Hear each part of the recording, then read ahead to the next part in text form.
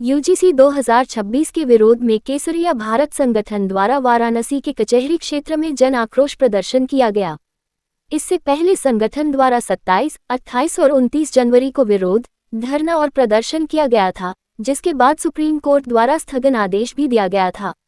इस काला कानून को पूर्ण रूप से समाप्त कराने की मांग को लेकर छात्र, युवा और किसानों का जन आक्रोश मार्च निकाला गया। प्रदर्शन के लिए केसरिया भारत के हजारों कार्यकर्ता वरुणापुर स्थित शास्त्री घाट पर एकत्र हुए।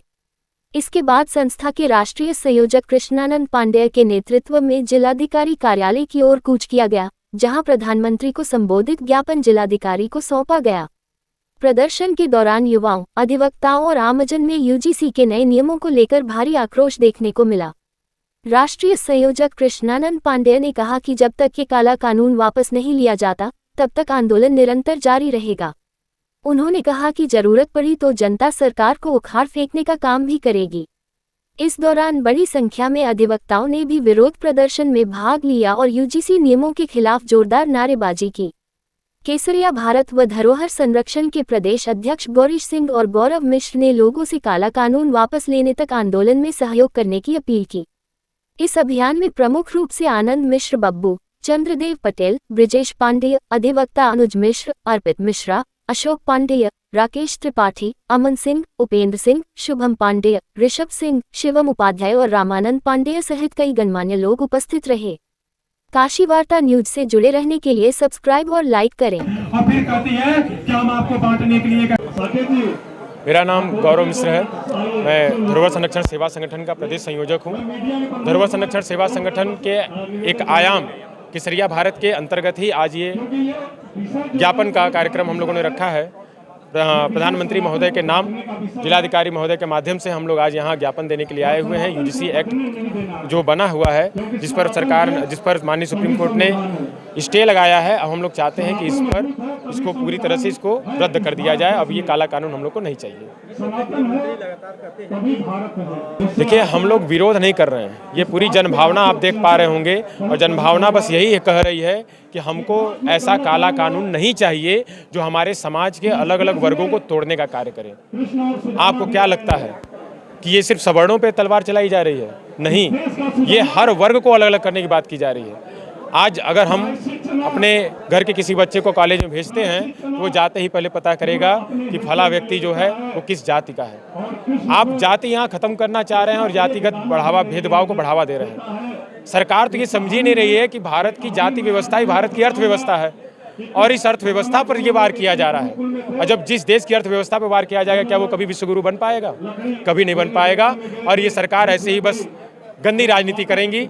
और आप ये जान लीजिए, जो राजनीति है ना, वो दुल्हन की तरह है, और जो धर्म नीति है वो दूल्हे की तरह है। जब धर्म नीति के बिना राजनीति होती है, मतलब दूल्हे के बिना जब दुल्हन होती है, तो वो वेश्या के समान हो जाती है। अर्थात राजनीति आज वेश्या के समान हो गई है। ये जो सारे राजनीतिक जो दलाल हो गए हैं, ये ऐसी विभाजनकारी नीतियाँ ला रहे हैं, जिससे कि समाज टूटता रहे, बढ़ता रहे, और इसी में उलझा रहे, और उनका शासन, उनका तंत्र चलता रहे। गौरीश सिंह, प्रदेश अध्यक्ष केसरिया भारत। देखिए, पिछले 27, 28 और 29 जनवरी को इसी जिला मुख्यालय पर हम लोग धरनारत थे, अनशनरत थे। 29 जनवरी को हम लोगों के ही PIL पर माननीय सुप्रीम कोर्ट ने इस कानून पर रोक लगाया, लेकिन इसे पूरी तरह रद्द नहीं किया। फिर इसमें अगला तारीख पड़ा 14 फरवरी, जिसमें न तो सरकार ने अपना पक्ष रखा, न तो इस संबंध में हम लोगों को पूर्ण न्याय मिला। फिर इसका अगला जो तारीख है वह 19 मार्च को है। हम यह मांग करने आए हैं इस जन आंदोलन के जरिए कि जब आतंकवादियों को बचाने की बारी होती है तो आधी रात को सुप्रीम कोर्ट खुल जाता है, और पिछले 29 जनवरी से तारीख पर तारीख खेला जा रहा है। 2 महीने होने को जा रहे हैं, हम लोगों को न्याय नहीं मिला।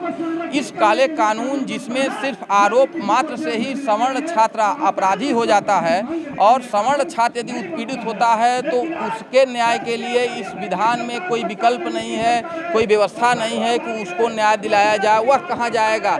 जब किसी गैर सवर्ण द्वारा किसी सवर्ण छात्र का उत्पीड़न होगा, तो क्या इस नियम, इस कानून, इस विधान में कोई विकल्प है, कोई व्यवस्था है कि उसकी भी सुनवाई होगी, उसको भी न्याय मिलेगा?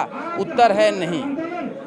और आज हम लोग शास्त्री घाट पर हजारों की संख्या में केसरिया भारत के बैनर तले यह एकत्रीकरण करके जिला अधिकारी मुख्यालय पर ज्ञापन देने के लिए आए हैं। चूँकि 3 दिन बाद माननीय उच्चतम न्यायालय में मैंने जैसा बताया कि फिर इसमें तारीख है और इस कार्यक्रम के जरिए हम माननीय सर्वोच्च न्यायालय को, गृह मंत्री अमित शाह को, नरेंद्र मोदी को, योगी आदित्यनाथ को, हम सबको यह मैसेज देना चाहते हैं, यह संदेश देना चाहते हैं कि हम लोगों को तारीख पर तारीख देख करके इस मामले को सोच रहे हैं कि भुला दिया जाएगा। ऐसा संभव नहीं है। हर हाल में हम लोगों को न्याय चाहिए, हर हाल में हम लोगों को पूर्ण न्याय चाहिए।